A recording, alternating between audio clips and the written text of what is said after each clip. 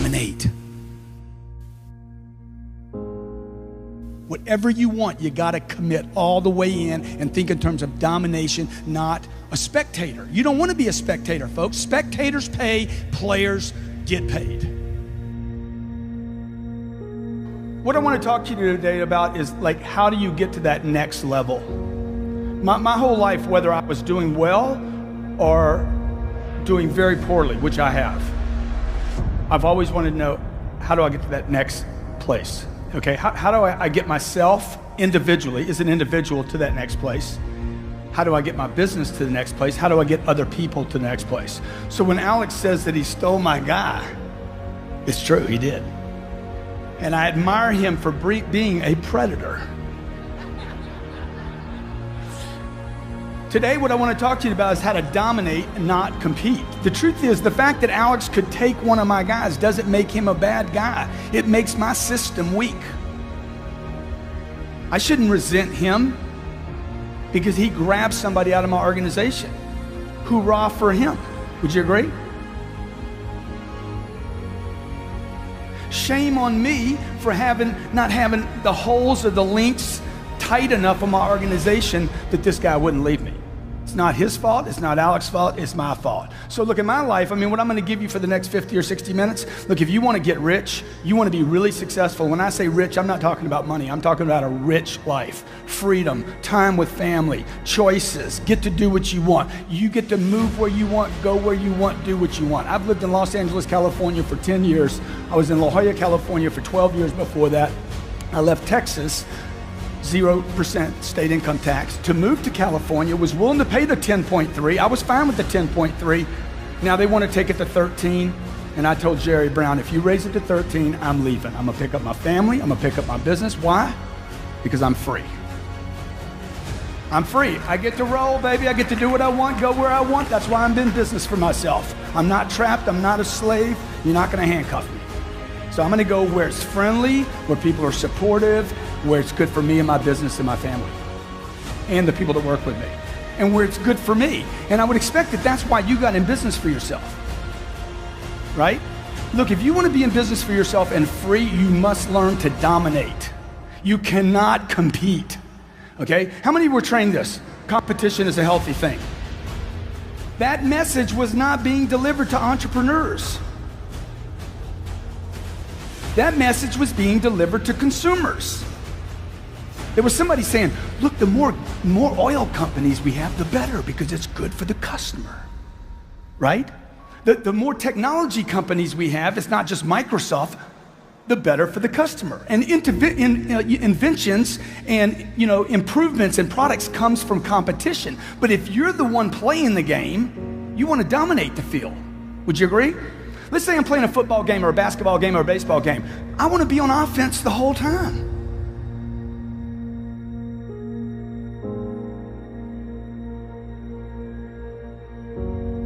Right? If I owned banks, I'd want to own every bank. I'd want the New World Order. I'd want to dominate planet Earth, okay? How many of you in the room have an iPhone? How many in the room have a phone that looks like, let me see, where's mine at? I never let go of my phone, ever. You know why? Because this phone is a prospecting tool. This phone is a way for me to stay in communication with millions of people. This is not a phone anymore, right? When Steve Jobs got into the business of printing phones, do you know what his company told him? Stevie, don't do it. Do not do it. Stay with your iPods, bro. Leave the phone alone. Okay? He's like, I'm gonna make a phone so sexy. Y'all know this story? I'm gonna make a phone so sexy that people will wanna lick the buttons off the phone. How many of you have an Apple product, an iPhone? How many of you have licked your phone? Okay? Most of you in a room bought that phone in the last 5 years. You bought it through the single worst contraction in the history of the United States, and you spent $500 on it, plus the $125 you spend every month, right? You got about $2,000 wrapped up in a phone, and you haven't even considered what you paid for that phone. And you don't use it. You don't use it properly. And I'm telling you, if you don't have a piece of technology like this, it's impossible for you to dominate. Impossible. This is called a smartphone. If you don't have a smartphone, what kind of phone do you have? That would be a dumb phone, right? I got a dumb phone. I got one of those old Blackberries. All I can do is email with it. Dude, you want this thing to do everything. You want this thing, I want to be everywhere, all at the same time. That's freedom. Okay? So look, I want to talk to you about domination, not competition. And I don't want to talk about you dominating other people physically. I want to talk about dominating space by using things like Twitter and Facebook and LinkedIn and Google Plus and blogging and becoming an expert in your field to where when somebody thinks about your business, your picture comes up. If that's not happening, you are going to blame the marketplace. The marketplace will deliver pain to the people that compete. Why? Because they're all competing. And then there's this one guy way out in the lead. He doesn't compete. Right? That's where you want to be. That's how you have to think now. Okay, you're in a new economy. How many believe this economy, the one you're in right now, is extremely fragile, filled with tremendous amounts of uncertainty? How many agree with that? Okay, how many agree also, come 2013 when this election gets handled, whether it's Mitt or whether it's Mr. Barack Obama, whoever it is, okay, how many believe they got their hands full? Dude, we haven't even solved the debt problem yet. Okay? You think this thing couldn't roll over again? I'm here to tell you it can. And you know who's gonna feel the pain? The people that compete.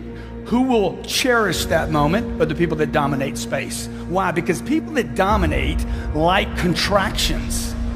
People that are extremely well-versed, well-trained. You know, if I'm training for a ball game, right? I'm the best trained team. I like a muddy field. I like it wet. I like ice on the field. Would you agree? Because my competition is not as well trained. I want to dominate space. I actually look for opportunities of contraction. Trust me, folks, in your lifetime, you're going to see another contraction more severe than the one you saw in 2007. More severe. Does that scare you? It scares me. It scares me enough to say, hey, buddy, you better get busy. I was 51 years old when Lehman's collapsed. Okay, let me see, is that right? No, I was 49 years old when Lehman's collapsed. I had never written a book in my life. It was on Thursday afternoon. It had been made clear that Bear Stearns and Lehman's were done. Okay? On that day, I started writing a book. By Sunday, I was finished with this book. I wrote the chapters between Thursday and Saturday. Okay? On Sunday, I started writing the book. In 3 hours, it was finished. This book is about, on that day, I wrote, all people on planet Earth became salespeople when Lehman's collapsed because money wasn't available anymore. Who did well? How many people just got wiped out of real estate? The pretenders did, right? The guy that was at Pizza Hut and now he got in the mortgage business, he can't make 700 grand anymore, can he? Truth is, he never deserved the 700. See, the marketplace will always discipline people that aren't prepared.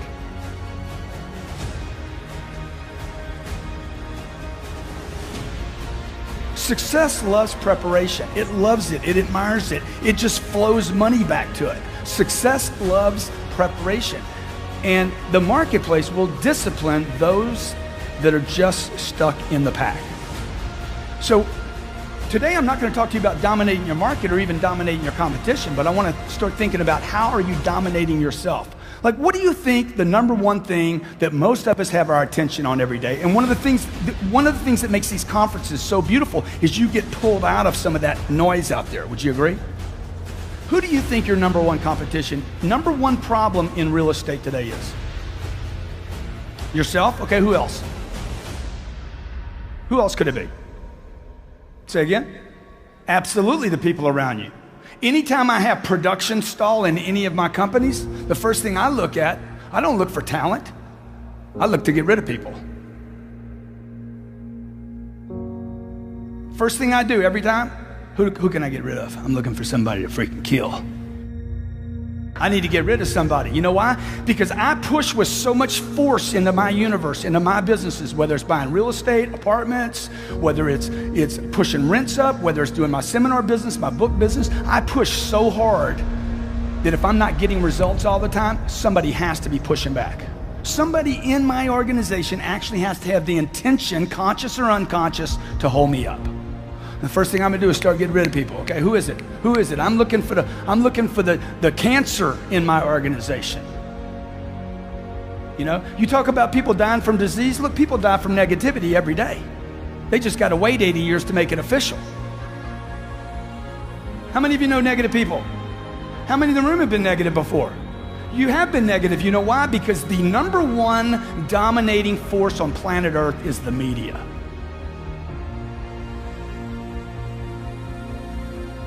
It's the media. The media, 800 TV channels spew negativity onto the American public and every other country on planet Earth. They just puke it on you. Oh, but I watch Fox. Good. They puke at Fox and they do at MSNBC. It's just you're in agreement with the puke. I got some conservative puke. I got some liberal puke. Right? And you got Stossel in the middle. He's like, okay, I'm just an independent puker. Dude, puke is puke. Would you agree? Just because you got used to it. Oh, I like O'Reilly's puke. I like Hannity's puke. I use every one of the news channels. If you'll see me on TV doing news one day, okay? I don't watch news. I make news. See the shift? You see the slight shift? Don't watch the news. Decide when you leave here today to make the news. Right? You don't read the newspaper, you write newspaper articles. You don't read books. Yeah, read them, but learn to write them. And you don't need to you don't need to spend a lifetime writing a book. This was 3 hours. Okay, we sold 40,000 copies of this one book and it was self-published. It's never, ever, ever been in a bookstore. A guy writes me, says, man, you got misspelled words all in that book. I'm like, yeah, what, where are they? 123, 128, 134, 165, 120. I'm like, yeah. And bad grammar too. I'm like, yeah, what's your point, dude? Because man, you got misspelled words in the book. It's a bestseller, bitch. The word bitch, look it up in the dictionary, means a complainer, a whiner, an excuse maker. I wear a little band on my pin here, on my wrist here. It's a little black band, and it says, champions dominate. And on the other side, don't be a little bitch. That's right. Because I don't need it. I need to get rid of the whiners, the excuse makers. Oh my God, it's the market. It's the market. Oh my God, prices. Oh, inventory. Okay, 9 months ago, there's too much inventory. Now, too little inventory. Human beings have so many excuses. It's unbelievable. You know why? Because you watch the news too much. Because you've agreed to receive news, not make news. So when Lehman's collapsed, I watched 25 years of hard work either dissipate, and I'd done everything right. Everything, okay? Conservative, never used high leverage. Sometimes I'll put 40% or 50% down on a deal. Everything cash flows from day one. I didn't do any of the stuff all the problem makers did. All the over leverage, the debting, all the builders that have never been disclosed that really created this problem. It wasn't the banks, it was the builders bringing product to the banks. Borrowing 115%, building product that couldn't be sold yet, making up actual buyers for the product, okay? I didn't do anything wrong yet. Was I caught up in it? All my assets gets frozen. I got a bank that I owe $42 million to. The bank goes under. New bank comes in. They don't know me. They're like, hey, let's go. Right? Because my loan's maturing. Values had gone down. And I'm sitting with my wife saying, oh my God, man. I got 4 businesses and they're all on stall. Engine's dying. What does this mean, Grant? My wife's an actress, okay? What does this mean? I said, baby, this is the biggest opportunity of our lifetime. It's the biggest. It's the monster, okay? Now, here's the problem with it. You're going to 40% less than you've seen me before. Okay? You're not going to see me much. Because I'm going to go out into the marketplace right now, and I am going to literally cover up. This is my moment to expand into the marketplace while everybody was doing what? What was everybody doing for 3 years? All of them retracted. Okay? This is my moment to dominate, not compete. So that's really what I want to tell you about today. I want you to walk out thinking, man, how do I dominate? Not other people. How do I start dominating my own self, my own time? If you know what day it is, you're not busy enough. Okay? Oh man, I can't wait till Friday. Dude, I don't even, what day is it right now? You should know it's Monday. You should be busy. You should be, but Grant, Sunday is the Lord's day. It's the day we take off. You need to reread that whole deal. God created the universes in 6 days and took a break. Okay? Everybody's stuck on the Sunday, okay? You forgot about the part he did before that. I know people taking Saturdays and Sundays off and they didn't create anything all week. True or not true? Look, I hear about the unemployment numbers every day. I said, I sure wish they'd talk about all the people that are employed that don't deserve a job. Because there's millions of those still in the marketplace. And the next time we get another contraction, those people are going to get delivered pain.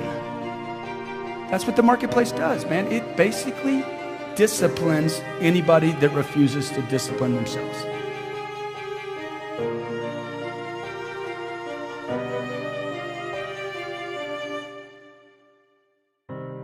It is the correction.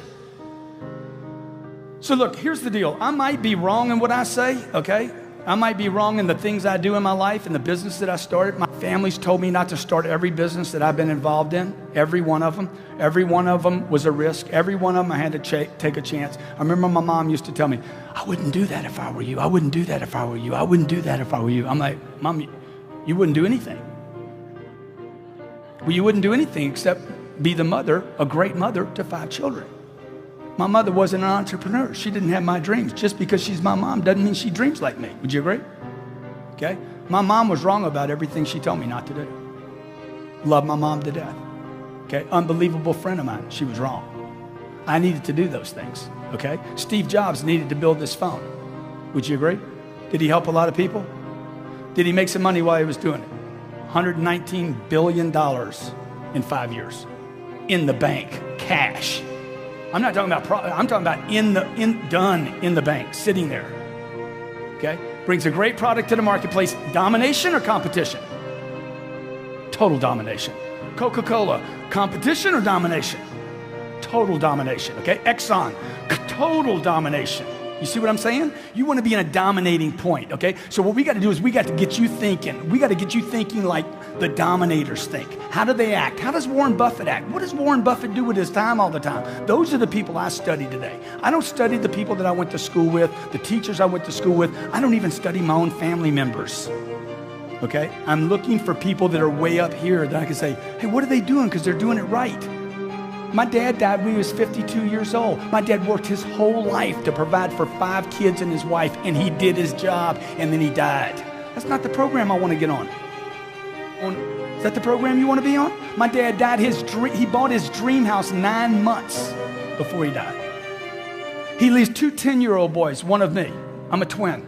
2 10-year-old boys, never got to enjoy us. I never got to enjoy him. Why? Because he worked so hard with no concept of freedom. He had a good job, he made some money, but he is basically imprisoned in his thinking that work is hard.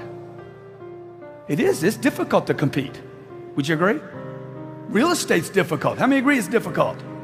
And when it gets good, what happens?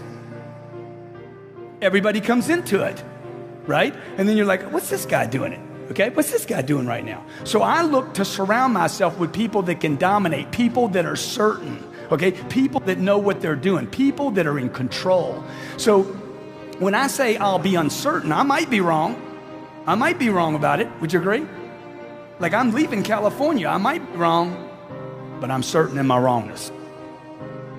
Somebody said, how do you know you're going to like Miami? Look, I've already made a decision. I'm going to Miami. I'm moving to Miami. I'm going to like Miami. Why don't you go try it out? Don't need to try it out. I'm committed. Of course I need a realtor. Okay, no offense, but it's a dumb question. Why would you ask me, do I need a realtor? Do you think I don't need a realtor? No, I got the internet. I mean, really. See, those things you're asking out of an old economy. You got to change some of your pitch. You got to think different. Austin, Texas. I don't own anything in Austin. 1 year ago. Last October, I'm in an exchange out of California. I find a piece of property on the internet. It's called the Montalina Apartments in Round Rock, Texas. Anybody know that property? Property's been on the market for 10 months. It's 242 units. It cash flows right now. It's a great property, 10 years old. I call this guy the king of Austin commercial real estate. Charles, Grant Cardone from Los Angeles, California. I want to buy Round Rock. Yeah, sure. Now, this guy's the king. He's a legend, okay?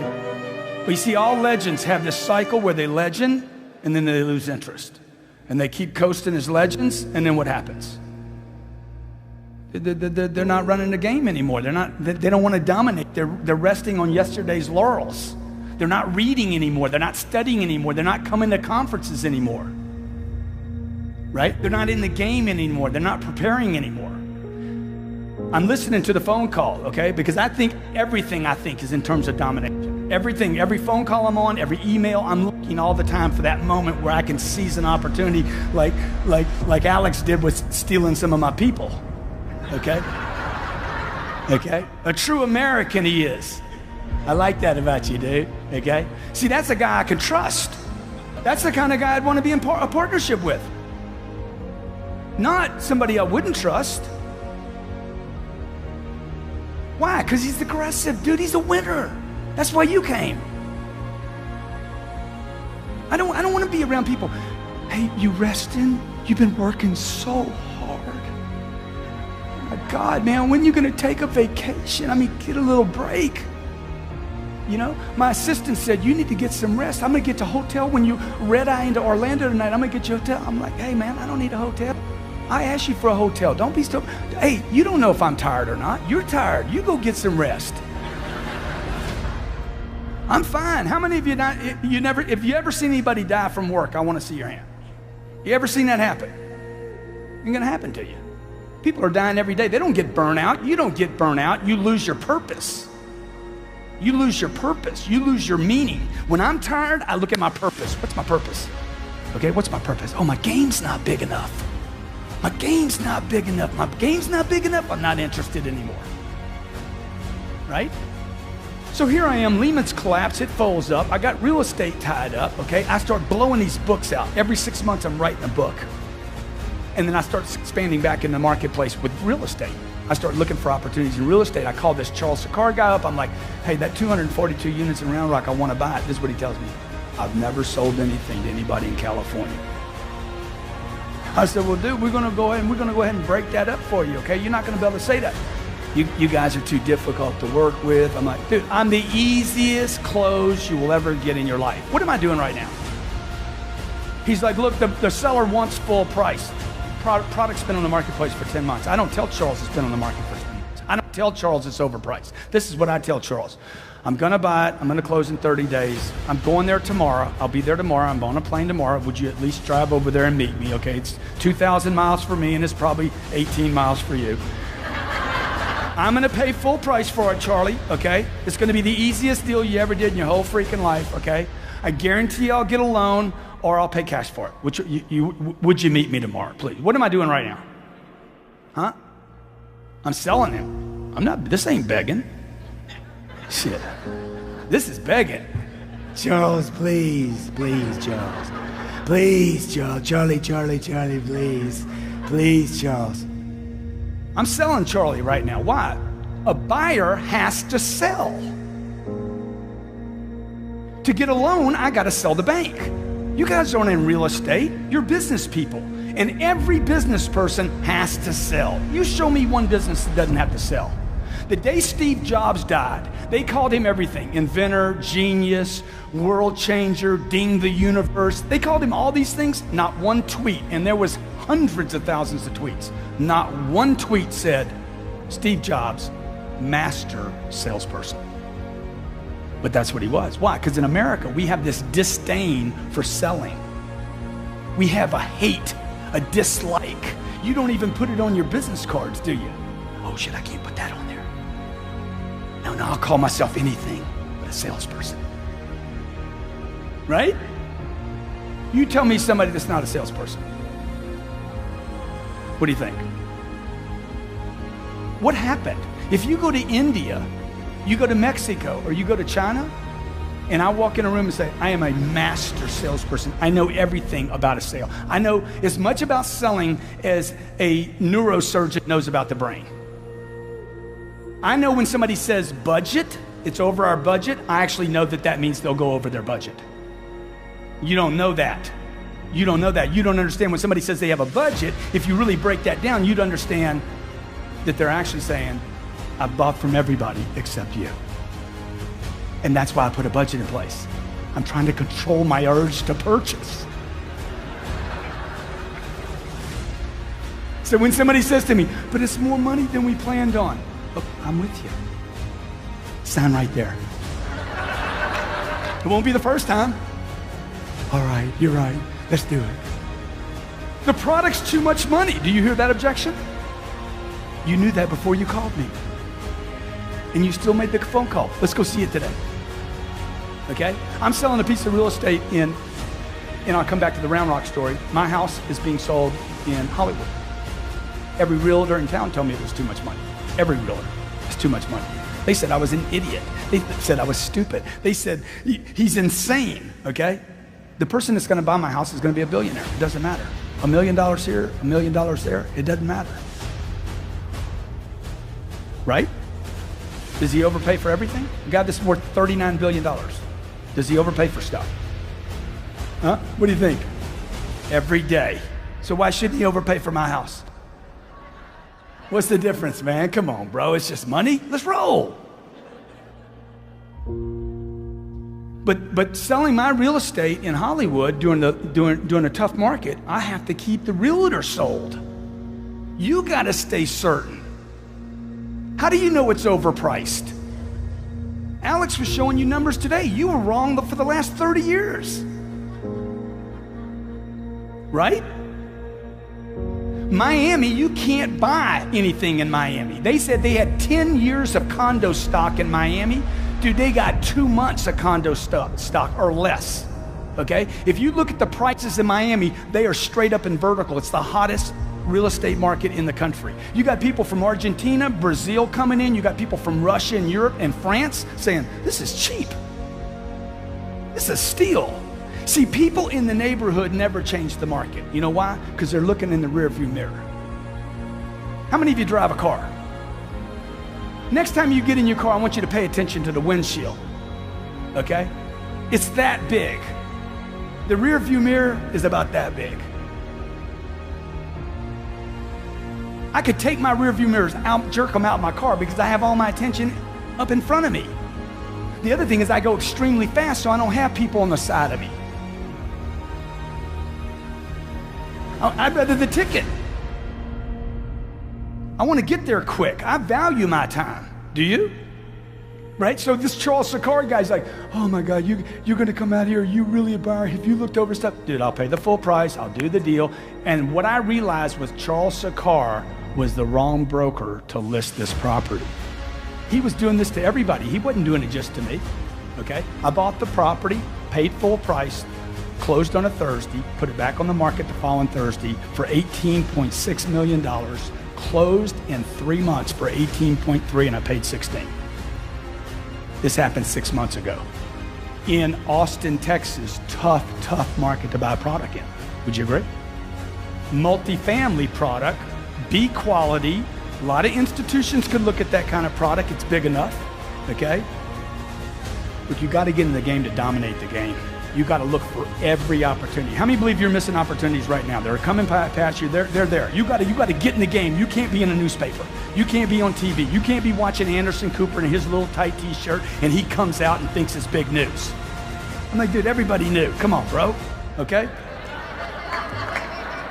Biggest problems, okay? Number one, biggest problem is uncertainty. It's not competition. It's not the banks. It's not leverage. It's not competition. It is uncertainty. You're uncertain. If you're uncertain, I'm uncertain. Would you agree? You get uncertain, I don't know if I should do it or not. Number two, obscurity. I don't know who you are. If you don't know who I am, and that's why I told Alex, I said, let's do the video. I don't even think we did the video, did we? Yeah, we did the video, okay? People have to know who they're doing business with. If I'm obscure and you don't know me, okay, here Lehman's collapsed, nobody knows me. So I write a book. I write this book, come out with it. 6 months later, write a book on closing a deal, okay? We publish that book, we talk about it. This book comes out, If You're Not First, You're Last. I'm talking about it. This is in 1 year, 3 books, okay? If You're Not First, You're Last is a book about how to literally get people to not forget you, okay? That becomes a New York Times bestseller, and then I come out with the 10X rule. This outsells every other business book in airports. Now, why am I writing books? There's no money in books, folks. Why would I write 4 books? The average American reads 1 book a year. Why would I write books? Say again? Notoriety? I'm trying to cover up space. These are losers. I lose money selling books. Okay? Oh, that'd be great, yeah. This is Jared, by the way. Give Jared a big hand. Okay? Jared helped me win some money last night playing blackjack. We dominated. Okay? These people dominate. What? Look around this place. Can we get you something to drink, huh? Can I get you some cigarettes? Why are they doing that? They don't want you leaving that table. Can they get you insurance? I got some insurance for that 16. Dude, look, if they offer something to you in this town, don't take it. Why am I doing this? Because I want readers to know me. The average American reads 1 book a year. The top CEOs in America read 5 books a month, 60 plus books a year. Okay, you want to be in the game? Read. I buy books. I don't care about the $30 the book costs. You know what I'm looking for? I'm looking for $1 million every book I open. I'm looking for $1 million. Okay? I quit looking for $10. I did that when I was a kid. I'm looking for millions now. I'm looking for $1 million. How many believe this is much work to work for $10 as it is for $1 million? It's the same amount of work, man. Same amount of rejection, same amount of uphill. It's the same amount of bullshit.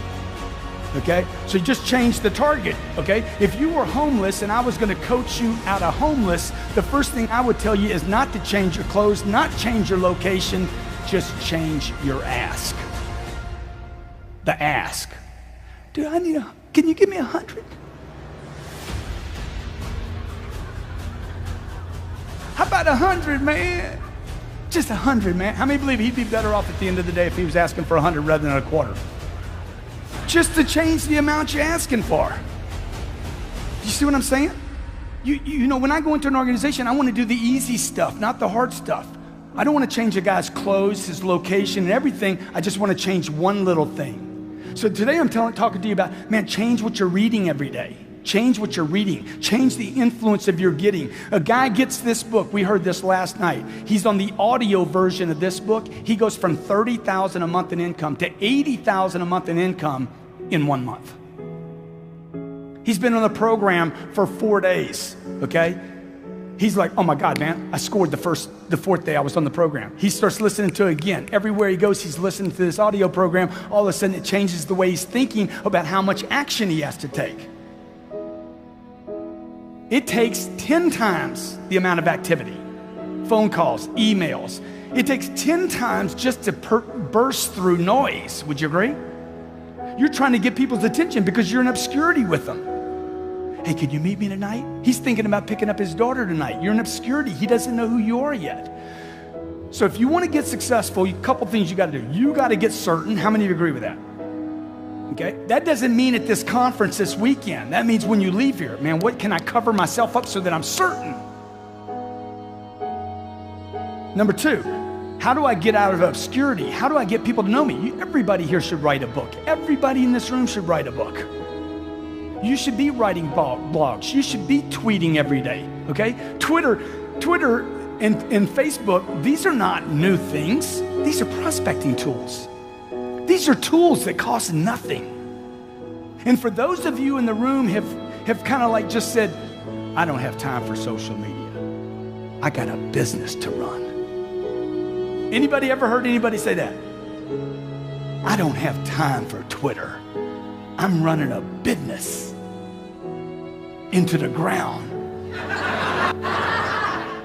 Okay? Just to crash some old beliefs, okay? Just so you see what this does. I'm gonna take a picture of these people over here, okay? And just tell me, anybody got a second hand on their watch? Tell me how long this takes. A watch. Okay, sorry. Let's see.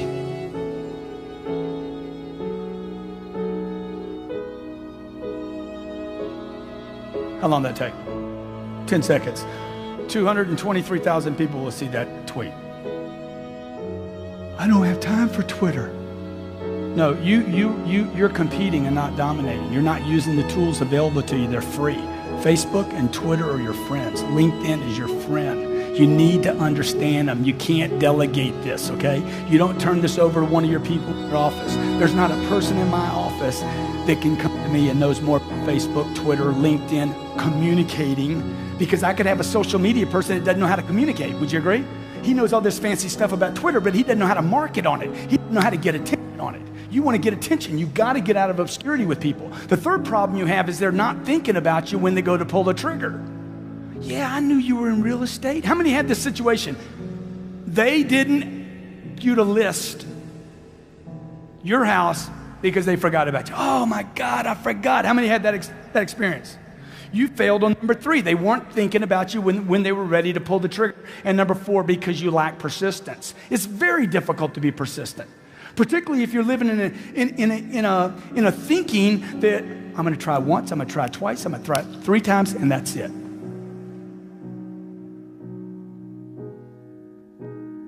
It's going to take way more than 3 times. Would you agree?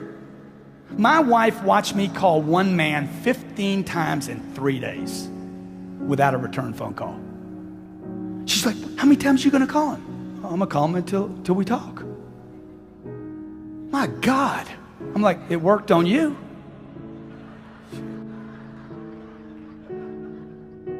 It worked on you. I meet this. You ever seen an ugly guy with a beautiful woman? You ever seen that? You're like, how did he do that? That is impossible. How many seen that before? Okay. I met my wife the first night I moved to Los Angeles. I met her. I knew immediately. I'm like, that's my wife right there. I'm going to marry her. She's going to have my children. Guarantee you, I know for sure. I called my mom. Hey, I met my wife tonight. You been out with her? Nah, she doesn't want to have anything to do with me. Okay, what's my job now? I got to sell her. I don't need to date her. I got to sell her. I called her twice a month for 13 months without a return phone call. If you ask my wife, ask her the story. If you ever meet her, great chick. 13 months, man, twice a month. Not one return phone call. Okay? Her friends are like, Grant, you got to quit calling her, man. This is like bordering on stalking. I'm like, it's not stalking if it works. If it works, is it stalking? No, it's marriage. Okay? I need to stay interested. See, this is what people do. They set a target. You remember when you were a kid and you set targets that were big, giant? Had nothing to do with reason? They were giant, right? And then you had some difficulty getting to it, and somebody said, what? Dude, your goals are unrealistic. You need to drop your goals down. And add 40 years and end up with nothing. Certainly not congruent with your potential. How many believe you have more potential than you're going for right now? Dude, it's way up here. It's beyond what you're going for. So you want to set it here. I want to set my targets up here. I never lower a target. Never, ever. That's my target. I'll fail on my target. My whole lifetime I might fail on that target, but I won't let it go. So when I first started buying real estate, I used to write this down. I own 10 apartments. I own 10 plus apartments. That's all I buy is apartments. I own 10 plus apartments. I own 10 plus apartments. I own 10 plus apartments. First deal I ever bought was 38 units. Bought 38, I own 100 apartments. I just changed my number. I own 100. Next deal I bought was 40. Next deal I bought was 70. Next deal I bought was 250. Let's go. I got to stay interested. I got to keep my targets up here. I got to keep changing that target so I'm interested. I'm not talking about success, money, accumulation. I'm talking about keeping me interested in my potential. It is my duty. It's my obligation. It's my responsibility. And I would say to you, this is, I guess you can hear the problem. I just want to be sure you guys know, okay? I would say to you that it's your duty, your obligation, and your responsibility to fulfill your potential, and that's actually what success is. Success is not money. Success is, I'm going to get this chick to marry me. Right? I'm going to get her attention. What was my problem? Uncertainty. Okay, let me X that off, dude. I'm certain she's the right one, okay? She is the one.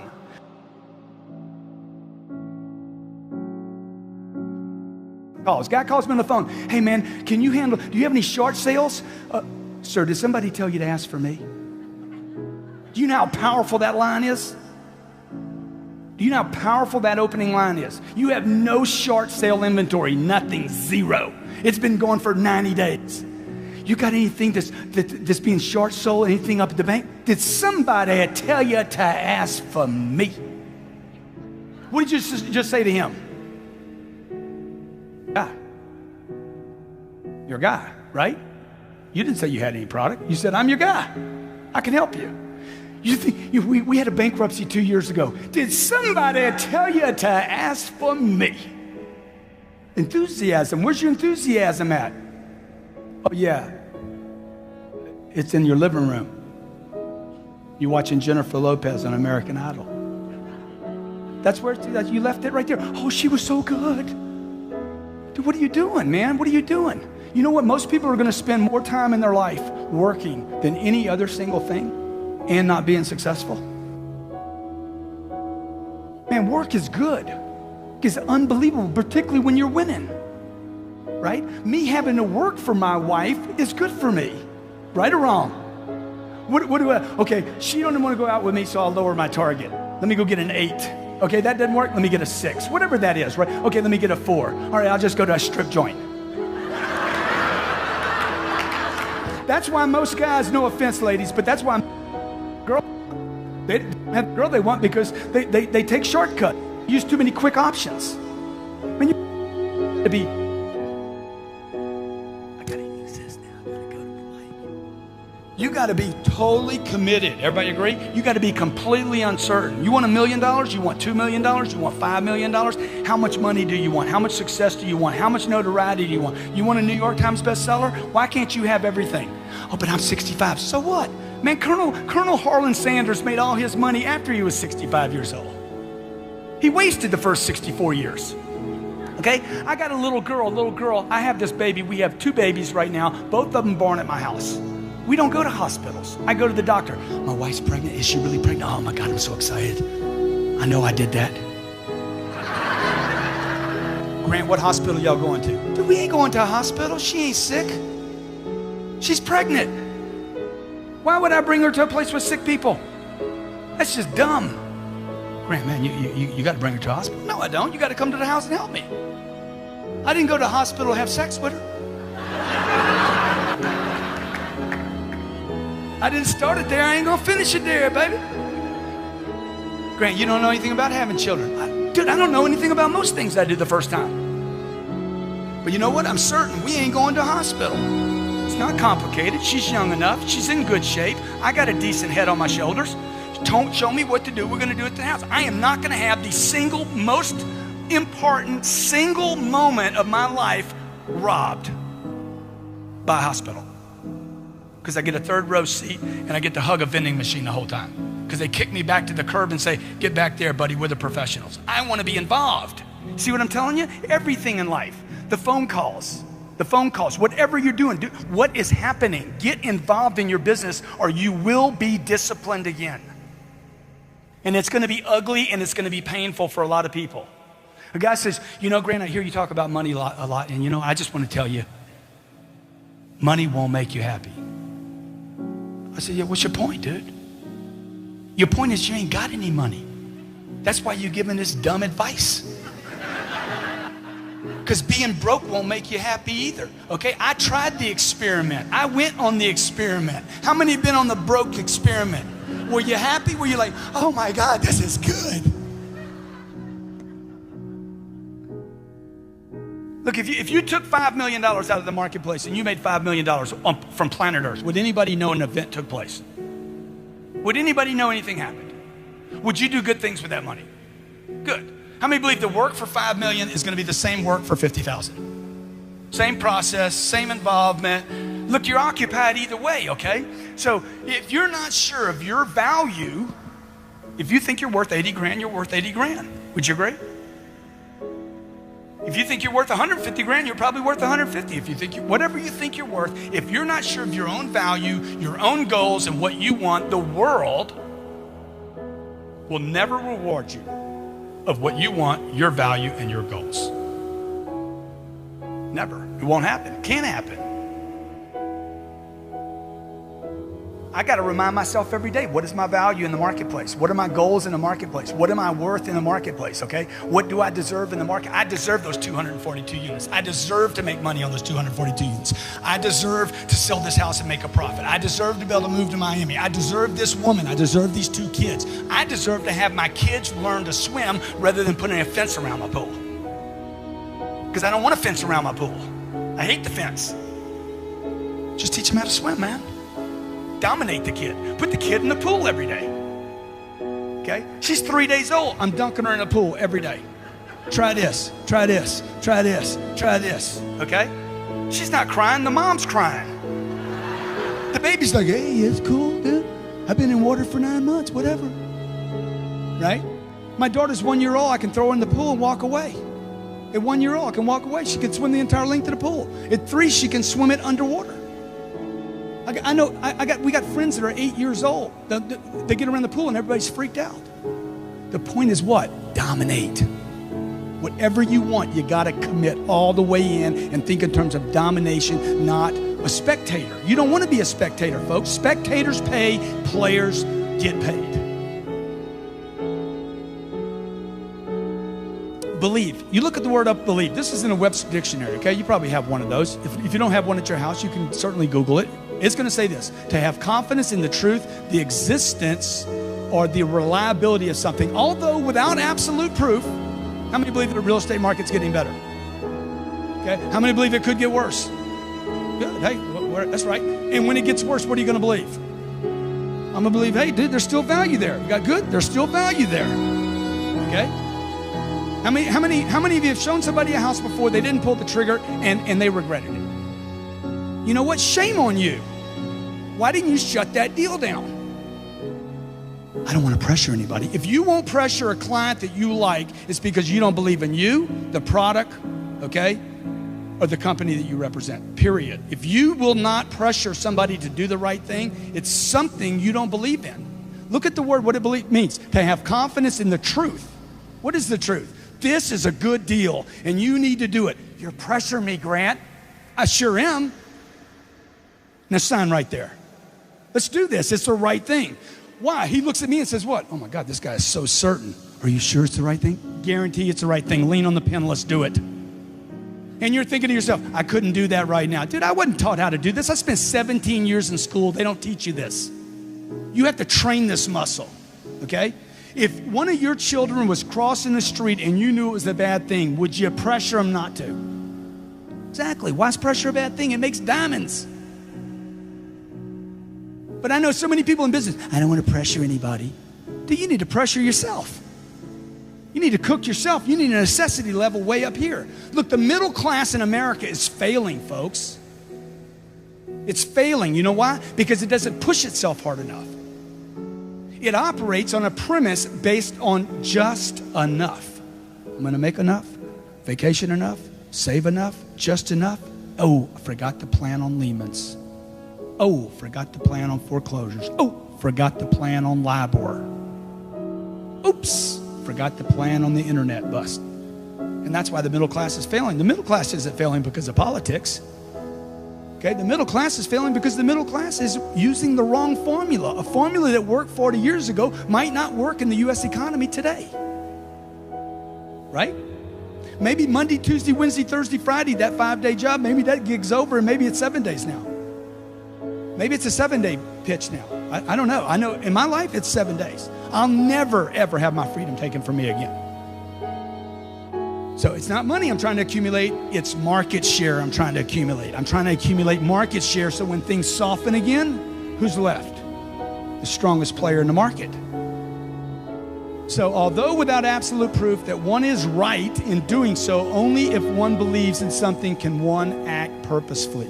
Okay, that means I need to be every day selling myself. I'm going to write a New York Times best-selling book, okay? I'm going to speak to tens of thousands of people. I'm going to help millions of people on planet Earth. I'm literally reminding myself every day. When I wake up in the morning, I write my goals down. When I go to bed at night, I write my goals down. It's the first thing and the last thing I do every day. I've been doing that for 25 years. I'm dominating myself in my own thinking. Success formula, okay? Here are 4 steps that I learned when I was 51 years old. I'm like, oh man, there it is, baby. That's it. That's what you've been doing. That's what all the successful people have been doing. Here are 4 steps you must take to create the next level of success in your life. Number 1, you must get attention. Hey. See, that's what I mean. You got to get attention. If you got to scream to get it, get it. Okay? The moment you start, hey, you listening to me?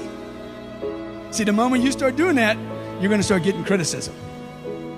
When you hit that right band, that right tone level of attention, okay, where you're really getting attention, you're going to get criticism. Somebody's going to say, dude, you need to quiet down, bro. You need to bring it down a notch, bro. Bro, you freaking. Dude, hey, this is a party. Let's not talk business now. Go, chill. I'm getting criticism. Is that good or bad? The Kardashians love it. Right? The Kardashians have worked this formula perfectly. Monster attention. No product. There's no product. Is that a product? That ain't a product, man. Look at that. Look at that. Look at that. Over and over. Look at that. Look at that. Huh? Okay? Look at that. Look at that. Okay? And she gets criticism. They didn't start banking until they got the haters. They had to get haters. Wherever they got criticism, they actually kept throwing wood on the fire to actually get something bigger than criticism, which was hate, which was, I hate those people. That's what promoted them. It wasn't the promotion that promoted them. It was the disgust for them. Okay? And until they moved into this 4th step, which is admiration. See, most people stop here. You get a little criticism and you shut it down. I'm calling you back too much? Okay, I won't do that again. You should call him back more.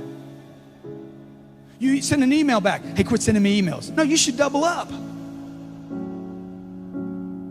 Okay? You should stay with the cycle until you close the cycle, folks. Why? Because you believe. You believe it's the right thing to do. Belief is not some esoteric thing. Belief is some action you take all the time in the marketplace. Say, hey, I'm doing the right thing for you. You just don't know it. Your confidence, okay? You got to build it until you're invincible. That's why you come to this. That's why you read books. That's why you bury yourself in audio programs. The internet is a very dangerous place today because you can look at anything. What do these people have in common, okay? There's Michael Jordan, Warren Buffett, Steve Jobs, Oprah, a Navy SEAL, and my mother, okay? You know what they had in common? This. Greatness has in common immersion. They're immersed completely in their environment. Number 2, they're dedicated, completely dedicated. 3, they have a total commitment. My mother was as committed as Warren Buffett is. Do you know what Warren Buffett spends most of his time doing? Reading. Most of his time during the day is spent reading. And they're duty driven. All those people are duty driven. Okay, whether it was my mom, Oprah, Steve Jobs, Warren Buffett, at some point it was no longer for money, it was duty. It's my obligation. It's some sense of, I have to do this. So what do you hear me say to you today? What do you hear me say? Immerse yourself, okay? You have to immerse yourself right now with reading, the right reading, audio programs, video. Find YouTube channels that are good for you to where you can watch YouTube. Like we started dropping videos on YouTube maybe 24 months ago. We dropped about 900 videos on YouTube. That's what got me my TV show. People saw me on YouTube. The UK found YouTube videos 2 weeks ago. Dude, we love what you're doing on YouTube, man. Can you come out to the UK and do a TV show? Why? I'm breaking through obscurity. Anybody can do this, folks. Anybody can do this. This is not about a college degree. This is about massive amounts of action to get attention for yourself, your brand, your company, your products, your ideas, your dreams. Then this is what I would tell you to do, okay? And I'm going to close out here. Number 1, I would immerse yourself with books, audio, video daily, okay? You hit all 3 of those where I'm reading something, listening to something, and watching something. These are completely different ways to learn. Number 2, you want to test your abilities. Actually, if you have employees, how many of you have employees? You need to test their abilities. Just because somebody's good at what they do doesn't mean they have an ability. You want to test their abilities with assignments, tests, and drills. Look, the economy needs people like me and you driving the marketplace. It's entrepreneurs and businesses that build economies. Would you agree? It's me and you, not governments. Governments do not build economies. People build economies. Entrepreneurs, people with ideas, people that are driven. You, people like Alex, are the ones that make the economy. And frankly, folks, it's your duty as an American to get out into the marketplace and be a role model and recreate this economy. Thank you very much.